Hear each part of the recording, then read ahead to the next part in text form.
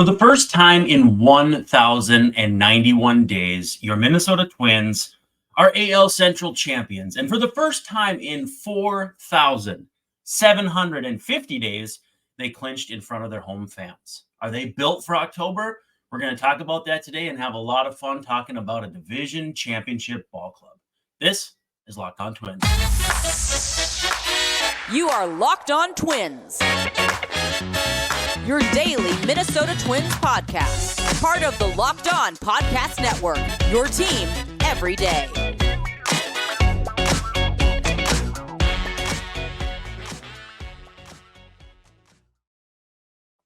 Hello again and welcome back to Locked On, your AL Central 2023 Division Champion Twins. I'm your host, Brandon Warren, and you can follow me on Twitter, though I don't think I would, at Brandon_WARNEN. Thanks for making Locked On Twins your first listen every day. We are free and available wherever you get your podcasts, as well as on YouTube. And, of course, part of the Locked On Podcast Network, your team every day. As a reminder, please feel free to be active in the comments. We'll change this up where I won't be telling you this all the time, but we love to hear from you. We love our commenters because it shows that you guys are watching and listening and engaging, and that's exactly what we want to see here. Also, if you have questions you want answered, you can feel free to send them to me on Twitter. You can send them in the chat on YouTube, but at Brandon_Warner at Locked On Twins on the Twitter machine. Hit the DMs, whatever you want to do. And to kind of embarrassed to say it, but recorded the night before CLINCHMAS on YouTube on Friday night, and you can find that here on our YouTube channel. It's I don't even know how to describe it, but check it out. Our show today is brought to you by BirdDogs. Go to birddogs.com/LockedOnMLB, or you can enter the promo code LockedOnMLB at checkout, and you can get a free water bottle with any order. You won't want to take your bird dogs off, we promise you. Twins have a hangover day lineup, 1:10 p.m. Saturday. Really kind of poetic that they are playing a day game after clinching the night before. So we'll see what that lineup looks like. It's going to be already one of the funny lineups because the Twins are facing lefties, and that has Donovan Solano up high in the order, et cetera, et cetera. But we'll see what that hangover lineup looks like. Sonny Gray will get that lineup. Of course, run support has been difficult for him to come by this season, so today should be no exception. But they are facing lefty Kenny Rosenberg, who I don't know that much about, admittedly. He's a very young left-handed pitcher, new to the game. So I think every team thinks that their team struggles against guys like that. We'll see if that's the case with the Twins. But you can catch every pitch of the Twins' hometown broadcast with SiriusXM on the SXM app. Just search Twins. Now let's talk about this clincher. Your Twins are division champions for the first time since 2020. And if anything about the 2020 season was unsettling, you might say everything about the 2020 season was unsettling. And if you don't feel like that was a legitimate division championship, I'm not going to blame you. But as a result, then we should be celebrating all the more that the Twins at 82 and 72 have not only clinched a spot in the playoffs, but the number 3 seed. So in theory, they could lose out, go 82 and 80, still win the division, still be in the driver's seat in the number 3 spot. Certainly play a team that finishes much better than them. We've seen Twins teams do this before. The 87 team took the foot off the gas at the end, didn't hurt them at all once it came to October. So we'll see what happens because, Royce Lewis and Carlos Correa both going on the IL kind of underscores the fact that they believe they can kind of give some guys some rest here or just keep those guys off their feet. So we'll see what happens as we get closer to the end of the regular season. But with both of those guys off their feet, the Twins will be able to get some more guys in the lineup, kind of mix and match. Also to bring guys back from the injured list, whether it's Byron Buxton, Brock Stewart, etc., as the season for the Saints ends on Sunday. So there'll be nowhere left to rehab. Twins will have some roster spots to play with if they want to add Joey Gallo. I don't know if they do or don't. We'll talk about that again another time. But, we'll see how this all comes together. Basically, it just shows or goes to show that worrying about roster spots and who's going to take them does not matter that much. Anyway, Twins win 8-6, and honestly, it was a lot more convincing than that. Things got a little bumpy at the end, but a 4-run seventh for the Twins is kind of the what kind of gave them that oomph they needed. Alex Kirilloff homers the inning before, but otherwise you've got Kepler safe at first on a fielding error, Castro walk, Farmer double, Julian walked, Taylor walked, an AK sac fly to center, and then a Jorge Polanco double to right.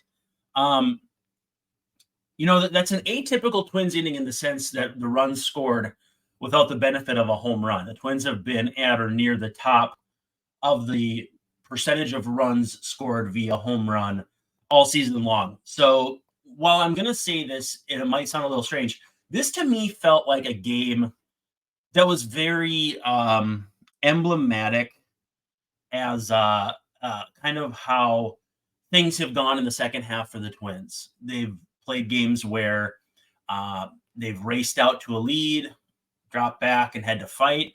They've played games where they've been at a deficit and had to come back and fight. The number one thing I come back to, though, is that this team has showed guts, has showed heart, has showed all of these things, both on the micro and macro sense. Carlos Correa has been largely a non-factor on offense this season. Byron Buxton the same, and Byron Buxton hasn't played any defense. And still, this team has won the division. They have overcome so many things. And when I watched them in the first half this year, I was feeling the opposite. I was feeling that they were showing no heart, that they were showing no guts. They were not showing any sort of ability to battle through adversity. And they showed me, and they showed a lot of people. They showed a lot of other people who are markedly more down on this team than I've been. I think I was actually probably the high man coming into the season. I did say 93 wins. Now, if the Twins win out, they could win 90, but I don't think that's going to happen. But with that said, what a ride. I mean, what an absolute ride. Twins win on Pablo Day, which is what you want to see. Again, would be my day one, game one starter for the playoffs. Facing an opener, facing an Angels team that is in utter turmoil. It's not quite the Chicago Bears of the MLB, but not that far off either. So Twins again up late. Joan Duran a little wobbly in the ninth inning, and we'll talk about that in our final segment. But otherwise, just a really strong overall Twins offensive effort. Pablo looked solid. Louis Varland continues to look as though he is going to be a weapon in October. Caleb Thielbar gives up a homer and Duran tough ninth, but honestly, all hoops the Twins had to jump through to get to where they were going. Awesome to see the celebration. Awesome to see, so many guys who have gone through two very difficult seasons, whether you want to call that self-inflicted or not, I'm not going to argue. But it's always good to have, a comeback story. What a memorable month for Rocco Baldelli, by the way. Twins born earlier in the week. Clinch another division title, your third in 5 years as a manager. Just what a ride. I don't even know what else you can say. There's so much good stuff out there on Instagram. I know David Popkins had an Instagram story that people were raving about, but just incredible content across the board. And I can't emphasize enough how fun this team has been to watch down the stretch. In the second half of the season, when I think going into the All-Star break under 500, trailing the Guardians, I think all of Twins fans and Minnesota fans in general, their insecurities were kind of stroked by that. And the Twins came and showed that they had a lot to prove, and they knew it. And that's including not having a trade deadline where they actually added appreciable talent. That's no disrespect to Dylan Floro, but hard not to be impressed in general. Twins 37-26. That's a .587 winning percentage. We'll do a little math here. In the second half, the Twins have played at a 95 win pace. And your boy here said 93 wins to win the division. I don't believe I can take credit for that. Doesn't mean I'm not going to try. But with that said, what a job. What an absolute great job by this team. We're going to come back here. We're going to talk a little bit about how the Twins got to this point, what they did right, what they did wrong, what they've done since. And now, first, though, we got to talk about our friends over at Bird Dogs. All right, so we are talking to you about Bird Dogs. Bird Dogs are they've changed my life. Honestly, they're these shorts, they're khaki shorts, they're dress shorts, but they're not strictly for that. You can wear them to the gym, you can wear them to the beach, you can wear them to your kid's soccer game, you can wear them in the dead of winter. Okay, maybe not that, but I wear shorts in Minnesota in the winter. And so what can I say? But they're like Lululemon shorts, but better. They're slimmer through the thigh. They give you a nice sculpted look. Makes me even look like I have a hind end. Pretty hard to do if you ask my wife. But they're made of loose, kind of comfortable cotton. They have liners in them.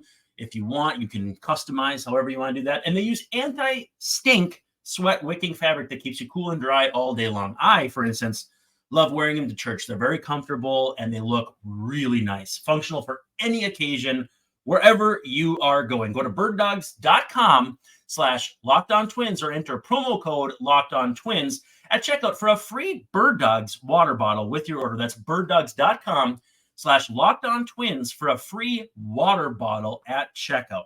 You will not want to take your Bird Dogs off. We promise you.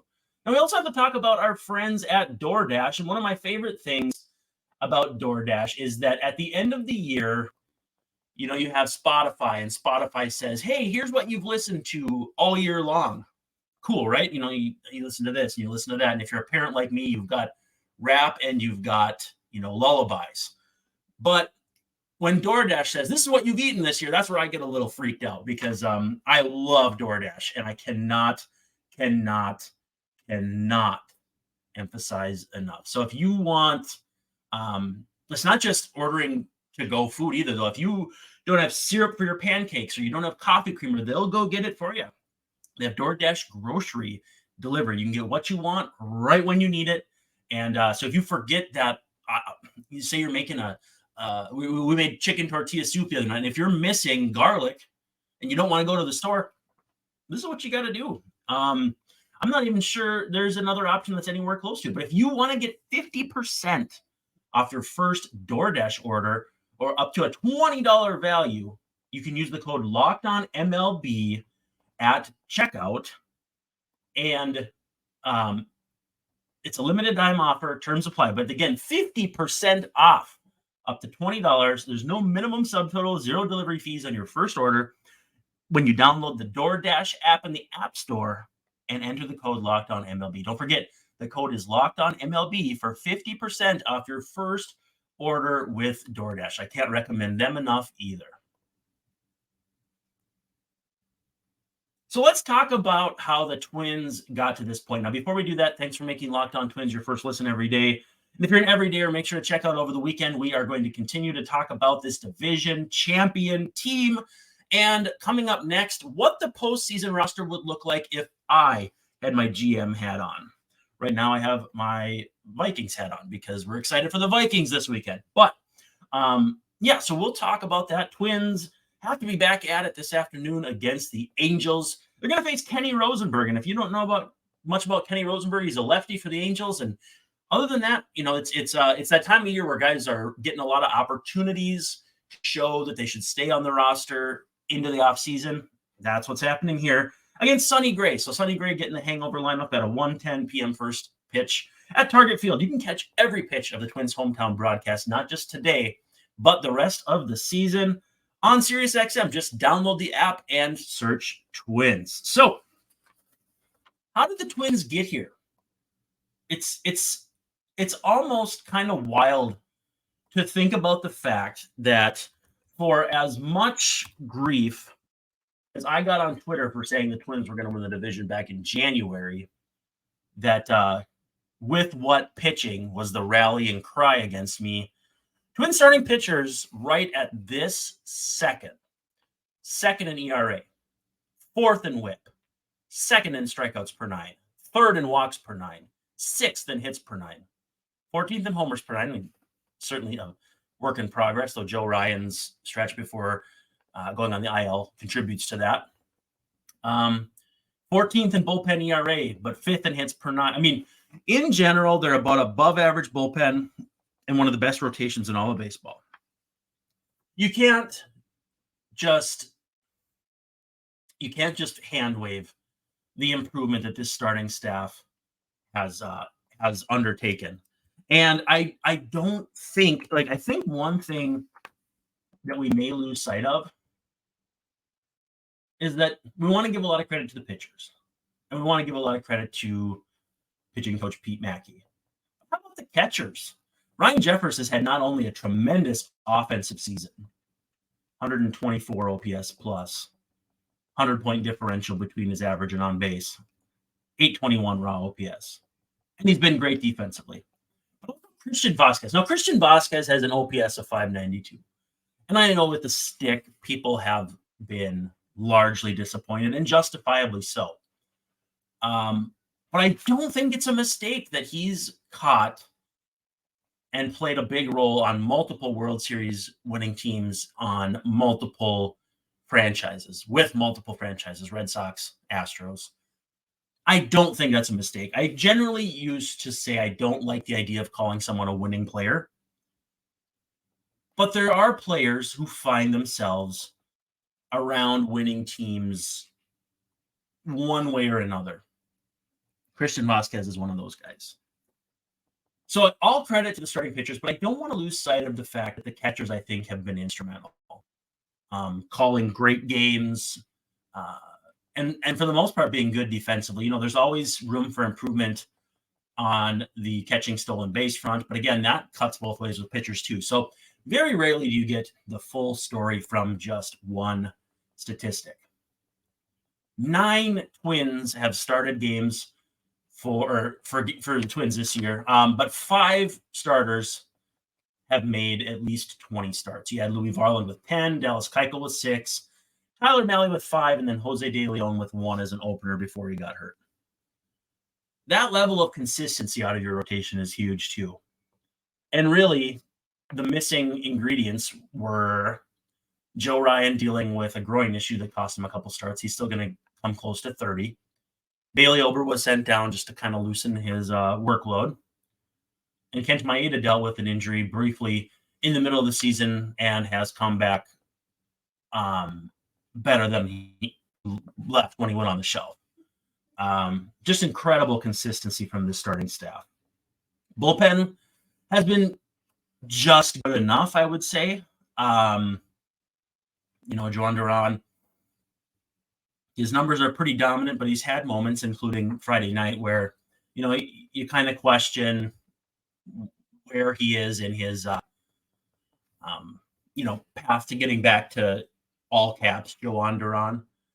But in general, you're going to go to him in the postseason. You're not going to shy away. Emilio Pagan having one of the best comeback seasons of recent memory for Twins relievers.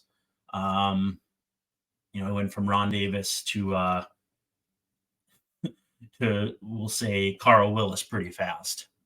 Dependable late inning reliever after being just an absolute disaster. Griffin Jacks, I've taken a lot of heat, but he's had a really nice season. Caleb Thielbar coming back and getting into enough games to be a big factor down the stretch. Eagerly anticipating the return of Brock Stewart. Chris Paddock hitting 98 in the bullpen over in St. Paul is interesting. Cody Funderburk has been tremendous. I like this bullpen going into October. And I mentioned this on a show earlier this week that I think the pitching staff is built for October. Now, the offense, though, and it's offensive balance. It's offensive. There's not a single Twin who's driven in more than 65 runs, and that's Carlos Correa, who may not drive in another run this year.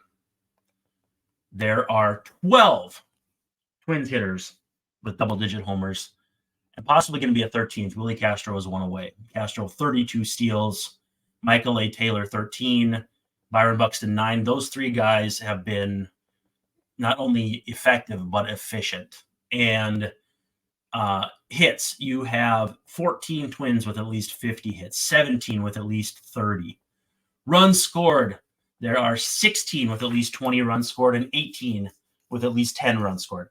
That level of depth has kept this offense afloat when there were certainly times that it didn't feel like they had that last little oomph, that last little bit to get across the finish line. And granted, it helped that Cleveland's offense was not particularly good this year. It helped that the Guardians offense did what the Guardians offense did, and batted ball luck kind of caught up with them.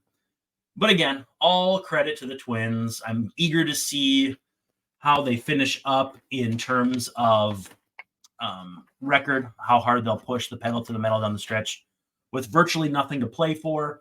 But they got guys that want to get healthy. They got roster spots to figure out for October. And so we will see what all that entails. But it should be very, very interesting. Now let's pause real quick and we'll come back with a message from FanDuel. So our friends over at FanDuel have just this exceptional thing going on where if you bet $5, you get $200 in bonus bets. It's a no-brainer. NFL action down the stretch here with MLB. There's still plenty of teams scratching, clawing, and fighting for postseason, not only a berth, but seeding. So there's still plenty of good baseball to get that action. Again, though, $200 in bonus bets, whether you win or lose. So if you've been thinking about joining FanDuel, there's no better time. Things are only going to get crazier. Basketball's coming up. NHL is coming up. And the app is so easy to use. There's a wide range of betting options. There's spreads, player props, overs, unders, more, whatever you want. It's so, so easy. So visit FanDuel.com. All right, so we are back. We're coming down the final stretch. And we have the news du jour, which we usually have in the opening segment, but we're gonna stick with it here in the third segment because we had a little more pressing matters to get to when it comes to the Twins winning the division. But Carlos Correa and Royce Lewis going on the IL, I am not particularly worried as I think both are lined up and likely to come back for the stretch run. In the meantime, Kyle Farmer will get some run at short, Willie Castro at third, which opens up more playing time also for, maybe Trevor Larnach and a couple other guys who are, hoping to get on the back end of this playoff roster. Joan Duran, a little wobbly, really more just about, kind of wanting to monitor that because, you want to go into the postseason feeling good about your late inning relievers.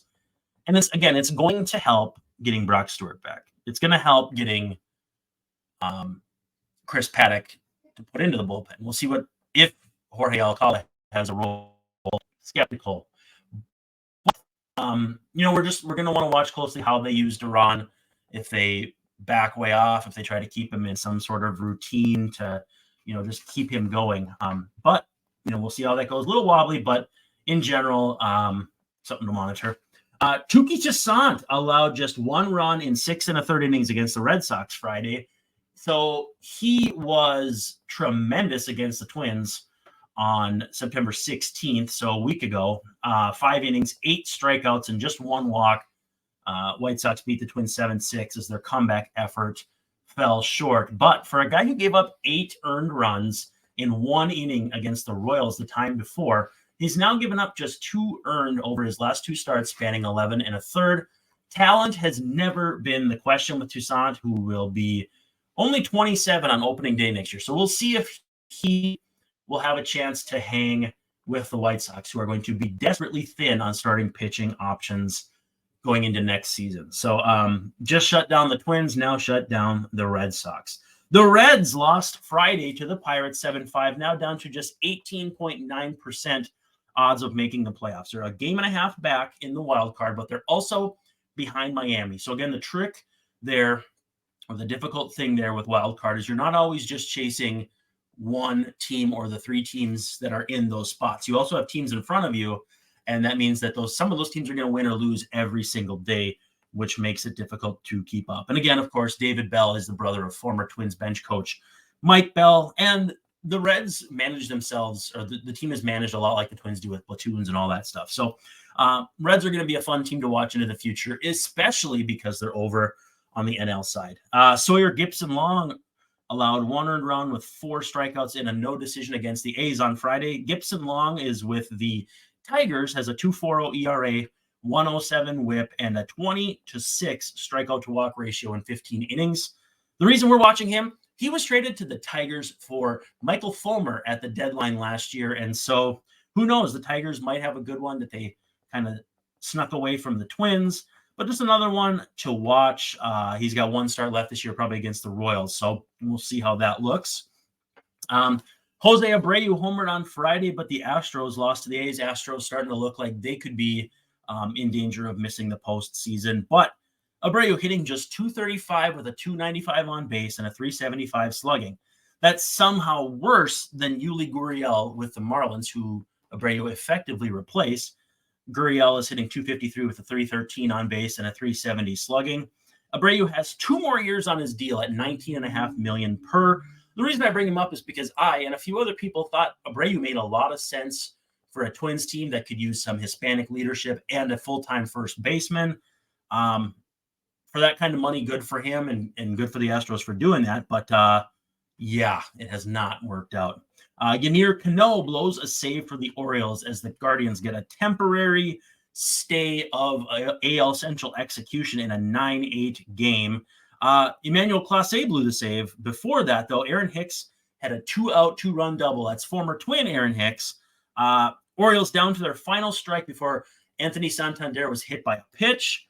Ryan O'Hearn hit an infield single, and then Hicks stepped up with that huge double. So good to see Aaron Hicks doing some things for the Orioles.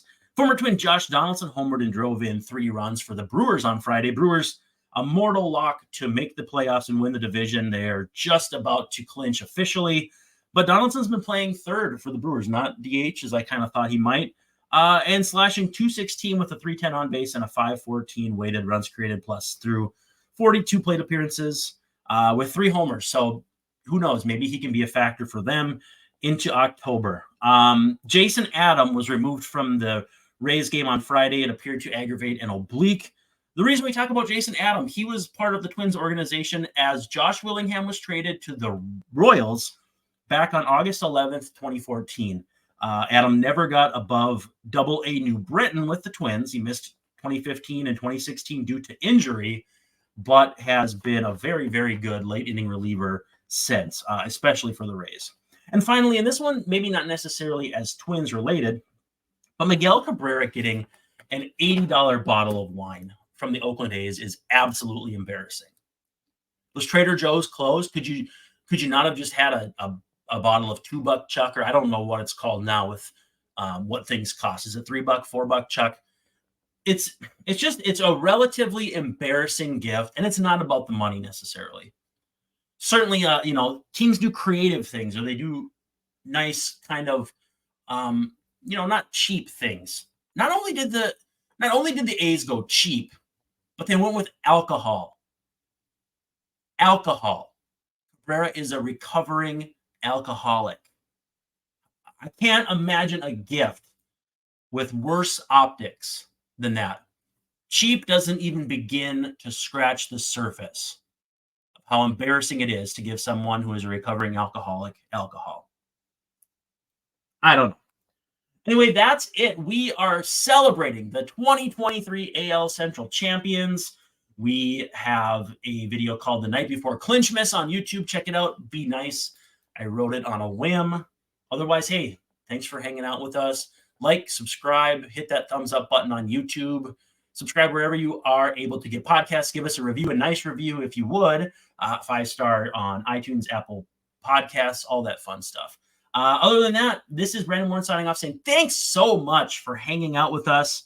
It's been a great, wonderful season, and I'm eager to see what's ahead. But this is Locked On Twins.